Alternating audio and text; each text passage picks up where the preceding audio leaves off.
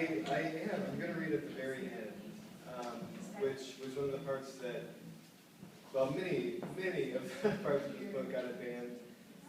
But I'm going to read the very last scene, which caused its fair share of controversy. I'm going to take a solid swing at the accents in this book, because the way he writes the dialogue, you really can't just plow through it. But I apologize in advance. I'm not a character actor, so it may not be strictly Oklahoma accents. But what you need to know about this scene that I'm setting up before the end, and this is page 616, so obviously there's a lot that's happened. But basically, the Joad family at this point has just been scattered and beaten, and people have died, and there's hardly any of them left. Right now they're starving and hungry. Things are as bad as they could possibly get. And as they're trying to find shelter for the night, they also notice that a storm is coming, and I believe it has hit or is about to hit right before this scene. So just insult to injury. So this is very surprising. They came panting up to the rain-soaked barn and staggered into the open end. There was no door at this end. A few rusty farm tools lay about, a disc plow and a broken cultivator, an iron wheel. The rain hammered on the roof and curtained the entrance. Pa gently set Rose of Sharon down on an oily box. God almighty, he said. Ma said, maybe they's hay inside. Look, there's a door. She swung the door on its rusty hinges. They is hay, she cried. Come on in, you. It was dark inside. A little light came in through the cracks between the boards. Lay down, Rose of Sharon, Ma said. Lay down and rest. I'll try to figure some way to dry you off. Winfield said, Ma, and the rain roaring on the roof drowned his voice. Ma, what is it? What do you want? Look, in the corner. Ma looked. There were two figures in the gloom, a man who lay on his back and a boy sitting beside him, his eyes wide, staring at the newcomers. As she looked, the boy got slowly up to his feet and came toward her. His voice croaked, You own this here? No, Ma said. Just come in out of the wet. We got a sick girl. You got a dry blanket we could use and get her wet clothes off? I hate to interrupt in the middle here. One of the things I forgot to mention about Rose of Sharon is she's just given birth to a stillborn child, so that's kind of her condition coming to this. She's wet, she's sick, she's weaker than normal, so that's Rose of Sharon's backstory. Sorry about that. The boy went back to the corner and brought a dirty comfort and held it out to Ma. Thank you, she said. What's the matter with that fella? The boy spoke in a croaking monotone. First he was sick, and now he's starving. What? Starving? Got sick in the cotton. He ain't ate for 6 days. Ma walked to the corner and looked down at the man.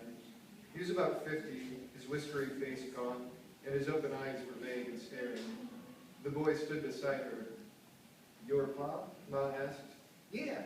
Said he wasn't hungry, or he just ate. Give me the food.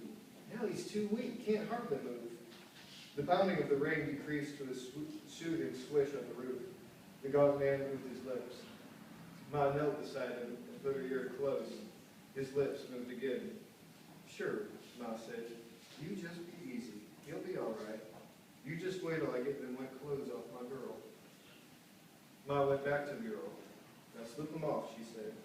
She held the comfort up to screen her from view, and when she was naked, Ma folded the comfort around her. The boy was at her side again, explaining, I didn't know. He said he ate or he wasn't hungry.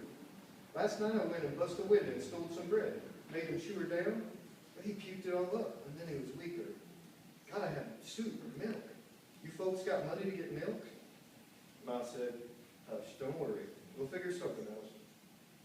Suddenly the boy cried, He's dying, I tell you. He's starving to death, I tell you. Hush, said Ma. She looked at Pa and Uncle John standing helplessly gazing at the sick man. She looked at Rose of Sharon huddled in the comfort.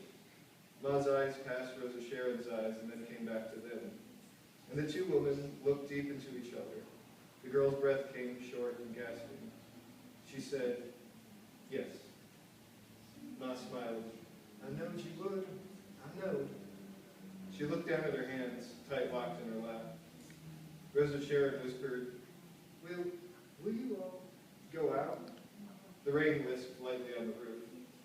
Ma leaned forward, and with her palms she brushed the tousled hair back from her daughter's forehead, and she kissed her on the forehead.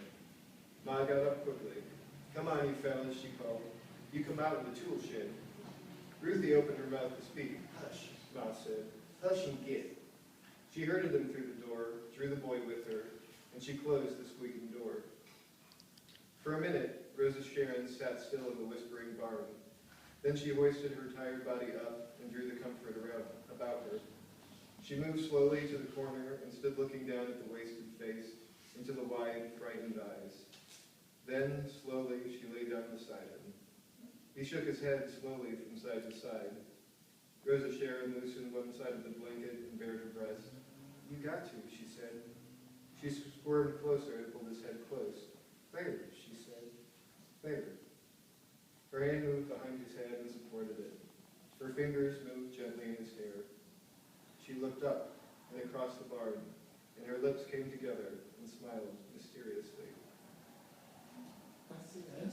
That's the end. That's the end. I've never read that book. Nice accent.